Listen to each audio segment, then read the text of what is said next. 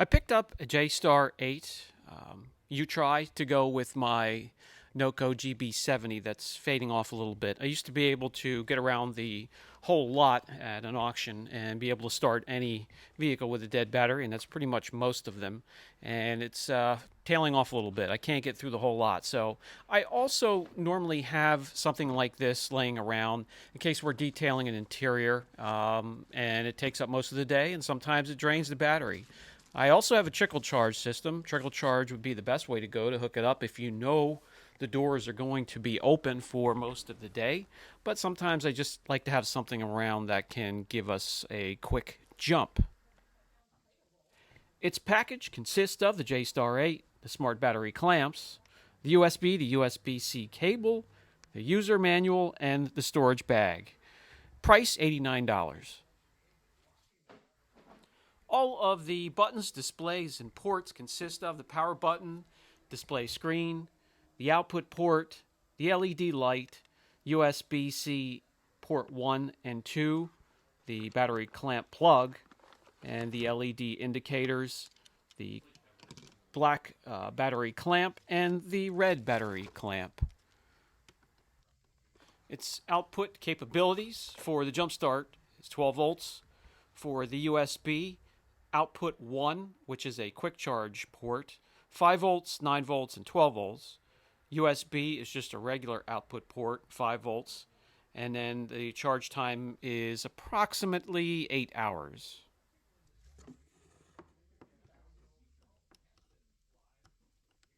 Obviously, these never come fully charged. So the first thing you want to do is grab your USB to USB-C cable and charge the unit. It's now charging. The digit to the right blinks. That shows that the input charge is activated.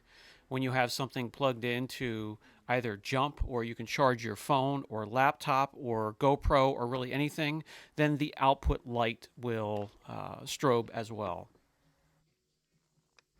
Now that it's charged to 100%, it's ready for whatever jobs you have lined up for your JSTAR 8 UTRAI.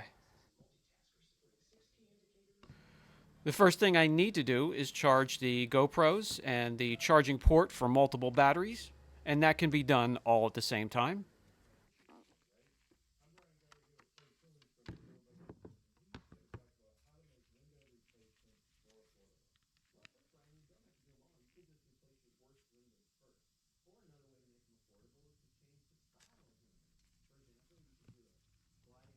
I like to hook just about everything up that I have that I'll use it for and see just how quickly it draws power from that little unit and compare it to the NOCO. The NOCOs have always been my favorite.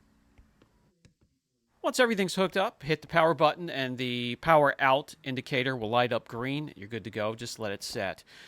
The test for me is going to be taking it to the auction yard, starting as many cars as I can find, see how much power has been drawn down from the unit at the end of the day.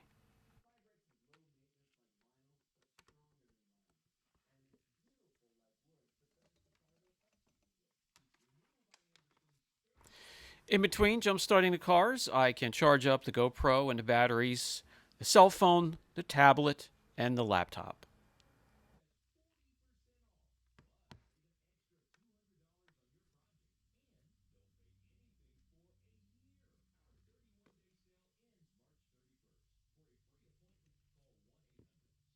I also happen to have another good test for today. The Escalade, the interior light was left on, and it's a hard turnover to begin with. So with a dead battery, this will be a great first test.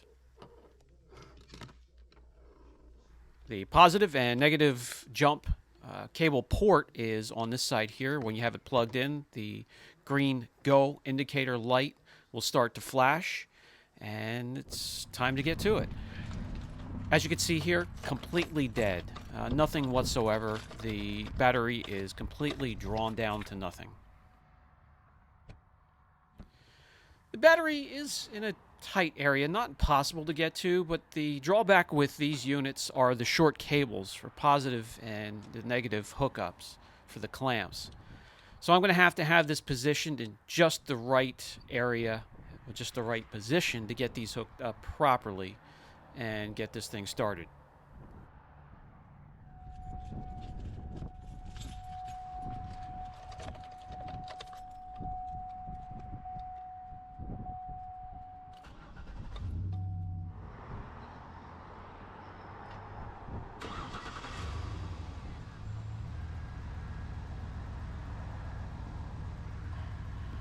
No problem there. It cranked the motor over rather quickly. Again, this is a hard start, 6.2 engine. But the thing is, it's down to 91% already. So how many cars would I be able to jump if I take this with on its own to the auction yard? What I want to see next, can it jump the hard start vehicle here on its own without the assist of a battery? So we disconnect the cables, we'll hook the jump start unit up by itself and see what it can do.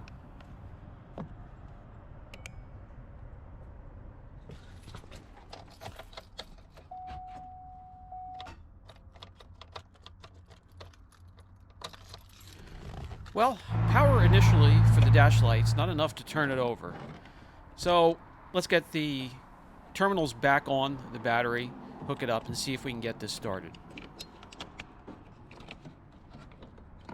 And as you can see, the obvious drawback are the short cables and finding a position to lay the box to get these things hooked up.